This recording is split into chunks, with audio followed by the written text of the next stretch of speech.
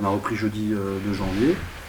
On est satisfait parce que les joueurs sont revenus plutôt en forme, même bien en forme. Voilà. Donc on a eu un maintien par rapport au travail qui a été fait avant les vacances. Donc voilà, il y a juste des petits rappels là-dessus.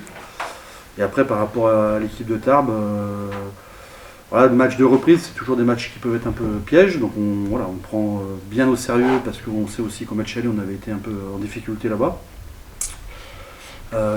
Déjà, on s'en souvient aussi. C'est un match qui nous avait mis un peu dans le dur sur les semaines qu'on suivit. Donc on sait qu'on devra être fort sur nos bases pour repartir sur la dynamique qu'on a pu avoir sur le mois de décembre en tout cas. Voilà, c'est l'objectif sur ce match-là. Ouais.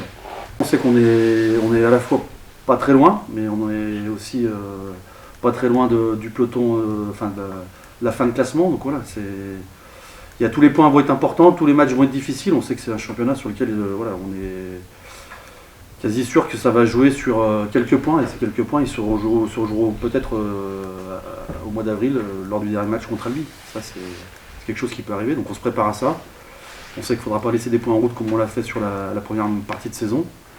Donc voilà, dès vendredi, il faudra être vite en place, vite imposer notre rythme et vite montrer de belles ambitions. Pour ma part, je ne parlerai pas de top 4. Aujourd'hui, on est 7ème, on sait où on en est, on sait d'où on vient surtout, encore une fois.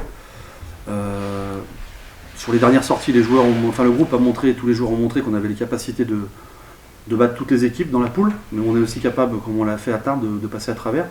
Donc voilà, l'idée c'est de trouver de la sérénité, chose qu'on a pu faire sur les dernières semaines avant la coupure. Avec de la sérénité, on pourra avoir aussi de l'ambition, on en a forcément dans un coin de la tête, mais aujourd'hui on reste à notre place et on sait que le premier match, encore une fois, sera pas un tournant, mais il sera très important. Il sera très important et c'est des matchs de reprise, comme je l'ai dit, qui peuvent être des matchs pièges d'un côté ou de l'autre. Donc voilà, à nous de bien nous préparer, de pas trop en faire non plus, de faire les choses dans le bon ordre et pour avoir des certitudes sur 2025. Ouais.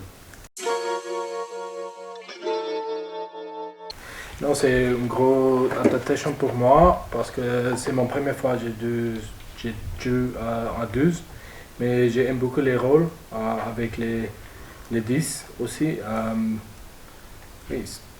Je pense que je fais bien, mais j'aime 10, c'est mon premier poste.